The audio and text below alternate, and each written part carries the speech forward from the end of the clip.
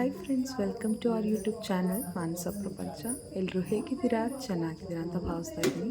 Friends, ಈ ದಿನ Muslim ಸ್ಟೈಲಲ್ಲಿ ಚಿಕನ್ ಕಬಾಬ್ನ ಹೇಗೆ ಮಾಡೋದು, ಇದಕ್ಕೇನೆಲ್ಲ ಇಂಗ್ರೀಡಿಯೆಂಟ್ಸ್ ಬೇಕು ಅಂತ ತೋರಿಸ್ಕೊಡ್ತೀನಿ. ಹಾಗೆಯೇ ಈ ಚಳಿ ವೆದರ್ಗಂತೂ ಈ ಥರ ಖಾರವಾಗಿ ಕ್ರಿಸ್ಪಿಯಾಗಿ ಚಿಕನ್ನ ಮಾಡ್ಕೊಂಡು ತಿಂತಾಯಿದ್ರೆ ತಿನ್ನಲ್ಲ ಅನ್ನೋರು ಕೂಡ ತುಂಬ ಇಷ್ಟಪಟ್ಟು ತಿಂತಾರೆ. ಯಾರೆಲ್ಲ ಚಿಕನ್ ಲವರ್ಸ್ ಇದ್ದೀರಾ ಇವರು ಖಂಡಿತ ಮನೇಲಿ ಇದನ್ನು ಟ್ರೈ ಮಾಡಿ ಅಂತ ಹೇಳ್ತಾ, ಬನ್ನಿಗೆ ತಡ ಮಾಡೋದು ಬೇಡ. ಮೊದಲನೇದಾಗಿ ಚಿಕನ್ ಕಬಾಬ್ಗೆ ಏನೆಲ್ಲ ಬೇಕು ಇಂಗ್ರೀಡಿಯೆಂಟ್ಸ್ ಅನ್ನೋದನ್ನು ತಿಳಿಸ್ತೀನಿ. ಇಲ್ಲಿ ನಾನು ಮೀಡಿಯಮ್ ಸೈಜ್ನ ಒಂದು ಮೊಟ್ಟೆನ ತೊಗೊಂಡಿದ್ದೀನಿ. ಹಾಗೆ 2 ಟೇಬಲ್ ಸ್ಪೂನಷ್ಟು ಶುಂಠಿ ಬೆಳ್ಳುಳ್ಳಿ ಪೇಸ್ಟ್ ಬೇಕಾಗುತ್ತೆ. ಕಲ್ಲರ್ಗೋಸ್ಕರ ನಾನಿಲ್ಲಿ ಆರೆಂಜ್ ರೆಡ್ ಫುಡ್ ಕಲರ್ನ ತೊಗೊಂಡಿದ್ದೀನಿ. ಬೇಕು ಅಂದರೆ ನೀವು ಹಾಕ್ಕೊಳ್ಬೋದು, ಇಲ್ಲಾಂದರೆ ಆಪ್ಷನಲ್ಲು. ಹಾಗೆಯೇ ಇಲ್ಲಿ ಒಂದು 10 ರೂಪಾಯಿಂದ ತೇಜು ಕಬಾಬ್ ಪೌಡರ್ ಪ್ಯಾಕ್ ತೊಗೊಂಡಿದ್ದೀನಿ. ಹಾಗೆ 1 ಟೇಬಲ್ ಸ್ಪೂನಷ್ಟು ಖಾರಕ್ಕೆ ಚಿಲ್ಲಿ ಪೌಡರ್ ತೊಗೊಂಡಿದ್ದೀನಿ. ಅರ್ಧ ನಿಂಬೆಹಣ್ಣು ಬೇಕಾಗುತ್ತೆ. ರುಚಿಗೆ ತಕ್ಕಷ್ಟು ಉಪ್ಪು, ಹಾಗೆ 1-2 ಟೇಬಲ್ ಸ್ಪೂನಷ್ಟು ಮೊಸರನ್ನ ತೊಗೊಂಡಿದ್ದೀನಿ. ಈ ಉಪ್ಪೇನಕ್ಕೆ ಅಂದರೆ ಶುಂಠಿ ಬೆಳ್ಳುಳ್ಳಿ ಪೇಸ್ಟು ಹಾಗೆ ಕಬಾಬ್ ಪೌಡ್ರಲ್ಲೂ ಕೂಡ ಹಾಕಿರ್ತಾರೆ, ಆದರೆ ರುಚಿಗೆ ತಕ್ಕಷ್ಟು ನೋಡ್ಕೊಂಡು ನಾವು ಸೇರಿಸ್ಕೊಳ್ಬೇಕಾಗುತ್ತೆ. ಹಾಗೆಯೇ ಇಲ್ಲಿ ಅರ್ಧ ಕೆ ಜಿಯಷ್ಟು ಚಿಕನ್ನ ಚೆನ್ನಾಗಿ ವಾಶ್ ಮಾಡಿ ಇಟ್ಕೊಂಡಿದ್ದೀನಿ. ಈಗ ಇದಿಷ್ಟನ್ನು ಕೂಡ ಮಿಕ್ಸಿಂಗ್ ಬೌಲಲ್ಲಿ ಹಾಕಿ ಪೇಸ್ಟ್ ಮಾಡ್ಕೊಳ್ಳೋಣ.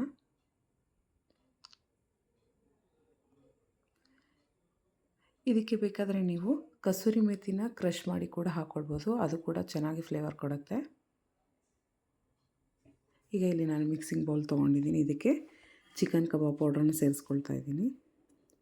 ಫ್ರೆಂಡ್ಸ್, ಮೊದಲು ಇಂಗ್ರೀಡಿಯೆಂಟ್ಸ್ ಹೇಳುವಾಗ ಕಾರ್ನ್ಫ್ಲೋರ್ ಹೇಳೋದು ಮರ್ತಿದ್ದೆ, ಈಗ ಹೇಳ್ತಾ ಇದ್ದೀನಿ. 1 ಟೇಬಲ್ ಸ್ಪೂನಷ್ಟು ಕಾರ್ನ್ಫ್ಲೋರ್ ತೊಗೊಂಡಿದ್ದೀನಿ.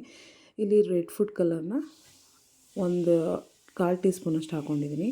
ಹಾಗೆ ಮೊಸರು, 1 ಮೊಟ್ಟೆ, ರುಚಿಗೆ ತಕ್ಕಷ್ಟು ಉಪ್ಪು, ಚಿಲ್ಲಿ ಪೌಡರು, ಇದಿಷ್ಟನ್ನು ಹಾಕ್ಕೊಂಡು ನೀಟಾಗಿ ಮಿಕ್ಸ್ ಮಾಡ್ಕೊಳ್ಬೇಕಾಗತ್ತೆ.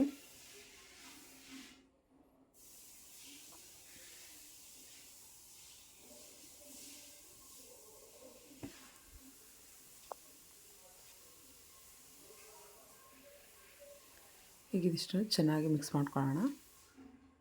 ಏನಿಲ್ಲ ಅಂದರೆ ಇದು ಯಾವುದೇ ರೀತಿ ಪೌಡ್ರಲ್ಲಿ ಗಂಟು ಆಗಬಾರ್ದು, ಆ ರೀತಿ ನಾವು ಚೆನ್ನಾಗಿ ಇದನ್ನು ಮಿಕ್ಸ್ ಮಾಡ್ಕೊಳ್ಬೇಕಾಗತ್ತೆ.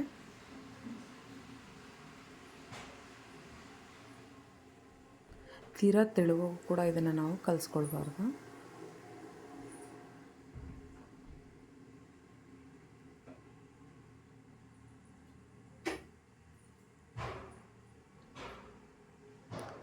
ನೋಡಿ, ಇಲ್ಲಿ ನಾನು ಕಲಿಸ್ತಾ ಇದ್ದೀನಲ್ಲ, ಈ ಹದದಲ್ಲಿ ಕಲಿಸ್ಕೊಳ್ಬೇಕಾಗತ್ತೆ. ಎಲ್ಲೂ ಕೂಡ ಗಂಟುಗಳು ಸಿಗಬಾರ್ದು, ಆ ರೀತಿ ನೋಡ್ಕೊಂಡು ನಾವು ಹದವಾಗಿ ಕಲಿಸ್ಕೊಳ್ಬೇಕು. ಈಗ ಇದು ಕಂಪ್ಲೀಟಾಗಿ ಮಿಕ್ಸ್ ಆಗಿದೆ. ಇದಕ್ಕೆ ನಾವು ತೊಳೆದಿಟ್ಕೊಂಡಂತಹ ಚಿಕನನ್ನು ಸೇರಿಸ್ಕೊಳ್ತಾ ಹೋಗೋಣ.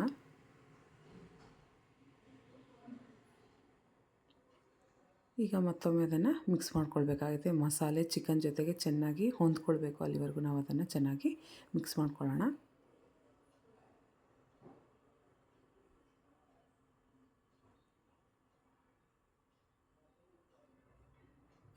ಈಗ ಇದು ಕಂಪ್ಲೀಟಾಗಿ ಮಿಕ್ಸ್ ಆಗಿದೆ. ಏನಿಲ್ಲ ಅಂದರೂ ಇದನ್ನು 1 ಗಂಟೆಗಳ ಕಾಲ ಪ್ಲೇಟ್ ಮುಚ್ಚಿ ಮಸಾಲೆ ಎಲ್ಲ ಹೊಂದ್ಕೊಳ್ಳೋದಕ್ಕೆ ಬಿಟ್ಬಿಡೋಣ. ನಿಮಗೆ ಟೈಮ್ ಇಲ್ಲ ಅಂತ ಅಂದರೆ ಒಂದು ಅರ್ಧ ಗಂಟೆ ಆದರೂ ಇದನ್ನು ನೆನೆಸಿಟ್ಟು ಆಮೇಲೆ ಬೇಕಾದರೆ ನೀವು ಎಣ್ಣೆಯಲ್ಲಿ ಕರ್ಕೊಳ್ಬೇಕಾಗುತ್ತೆ. ನೋಡಿ, ಇಲ್ಲಿ ಮಸಾಲೆ ಎಲ್ಲ ನೀಟಾಗಿ ಚಿಕನ್ಗೆ ಹೊಂದ್ಕೊಂಡು ಹೊಂದ್ಕೊಳ್ಬೇಕು, ಆ ರೀತಿ ನಾವು ಕಲಿಸ್ಕೊಳ್ಬೇಕಾಗತ್ತೆ.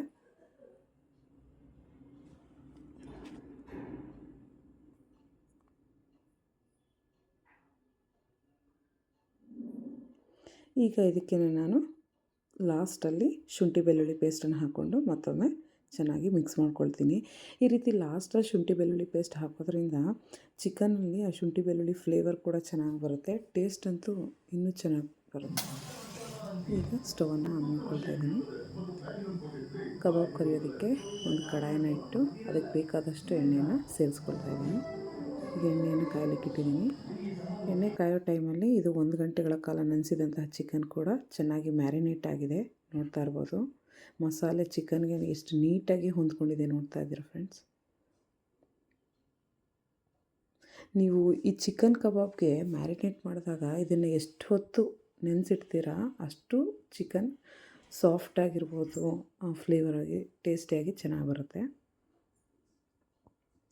ಈಗ ಎಣ್ಣೆ ಕೂಡ ಚೆನ್ನಾಗಿ ಕಾದಿದೆ. ಒಂದಾಗೇ ಚಿಕನ್ನ ಎಣ್ಣೆಗೆ ಹಾಕಿ ಫ್ರೈ ಮಾಡೋಣ.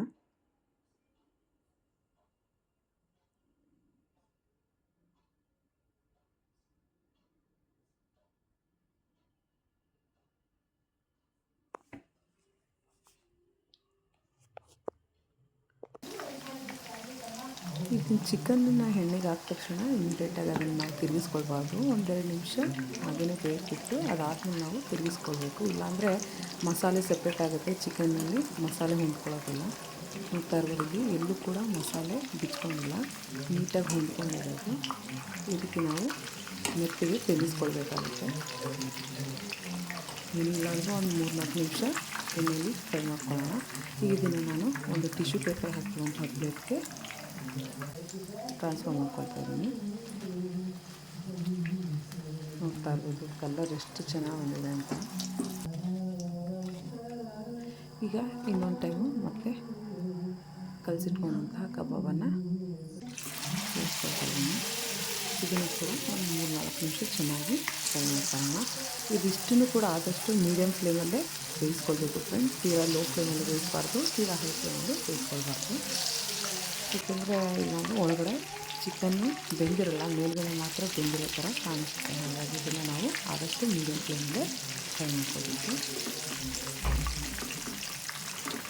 ನೋಡ್ತಾ ಇರೋದು ಆ ಕಲರ್ ನೋಡ್ತಾ ಇದ್ದರೆ ಆಹಾ ಬಿಸಿ ಬಿಸಿಲೇ ಬಾಯಿಗೆ ಹಾಕೊಂಡೋಣ ಅಂತ ಅನಿಸುತ್ತೆ, ಅಷ್ಟು ಚೆನ್ನಾಗಿ ಕಾಣಿಸುತ್ತೆ. ದಯವಿಟ್ಟು ಮರಿಬೇಡಿ, ನೀವು ಕೂಡ ಮನೆಯಲ್ಲಿ ಟ್ರೈ ಮಾಡಿ ಹೇಗೆ ಬಂತು ಅಂತ ನನಗೆ ತಿಳಿಸೋದನ್ನು ಮರಿಬೇಡಿ ಫ್ರೆಂಡ್ಸ್. ನೋಡ್ತಾ ಆ ಕಲರ್ ನೋಡ್ತಾ ಇದ್ರೇ ಎಷ್ಟು ಚೆನ್ನಾಗಿ ಕಾಣುತ್ತೆ ಅಂದರೆ ನಾವು ಹೋಟೆಲ್ಗೆ ಹೋಗಿ ತಿನ್ನೋ ಥರನೇ ಇರುತ್ತೆ, ಟೇಸ್ಟು ಕೂಡ ಹಾಗೇನೆ.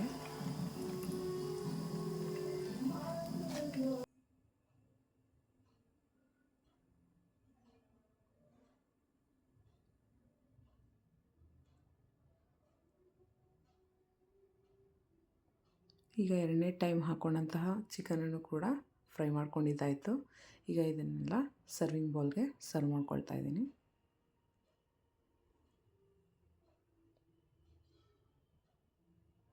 ಎಷ್ಟು ಕಲರ್ಫುಲ್ಲಾಗಿ ಕಾಣಿಸ್ತಿದೆಯಲ್ಲ ಫ್ರೆಂಡ್ಸ್.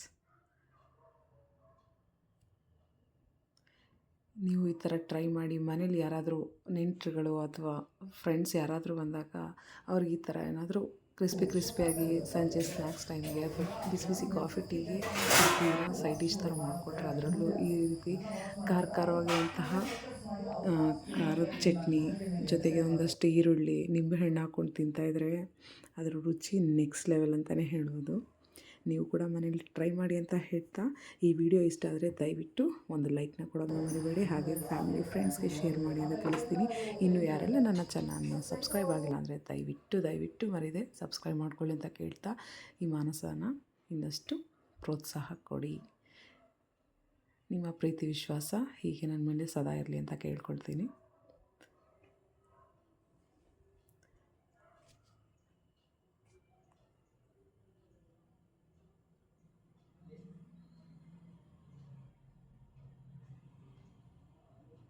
ನೋಡ್ತಾ ಇರ್ಬೋದು, ಅದನ್ನು ಓಪನ್ ಮಾಡಿ ತೋರಿಸ್ತಾ ಇದ್ದೀನಿ. ಚಿಕನ್ ಎಷ್ಟು ಚೆನ್ನಾಗಿ ಬೆಂದಿದೆ, ಒಳಗಡೆ ಫುಲ್ ಜ್ಯೂಸಿ ಆಗಿದೆ, ಮೇಲ್ಗಡೆಯಿಂದ ಕ್ರಿಸ್ಪಿಯಾಗಿದೆ. ಟೇಸ್ಟ್ ಮಾತ್ರ ನೆಕ್ಸ್ಟ್ ಲೆವೆಲ್. ಅದರಲ್ಲೂ ಈ ರೆಡ್ ಚಟ್ನಿಗಂತೂ ಅದನ್ನು ಸೇರಿಸ್ಕೊಂಡು ತಿನ್ನೋದ್ರಿಂದ ಎರಡು ಕಾಂಬಿನೇಷನ್ ಎಷ್ಟು ಚೆನ್ನಾಗಿರುತ್ತೆ ಅಂದರೆ ಫ್ರೆಂಡ್ಸ್, ಮತ್ತೆ ಹೇಳ್ತಾ ಇದ್ದೀನಿ, ದಯವಿಟ್ಟು ಇದನ್ನು ಟ್ರೈ ಮಾಡಿ ಮನೆಯಲ್ಲಿ. ನೀವೇ ಹೇಳ್ತೀರಾ, ನಿಮ್ಮ ಫ್ಯಾಮಿಲಿ ಫ್ರೆಂಡ್ಸ್ಗಳಿಗೂ ಕೂಡ ನೀವೇ ಇದನ್ನು ಸಜೆಸ್ಟ್ ಮಾಡ್ತೀರಾ, ಈ ಥರನೂ ಕಬಾಬ್ ಮಾಡ್ಕೊಂಡು ತಿನ್ಬೋದು, ತುಂಬ ಚೆನ್ನಾಗಿರುತ್ತೆ ಟೇಸ್ಟಿಯಾಗಿ ಅಂತ.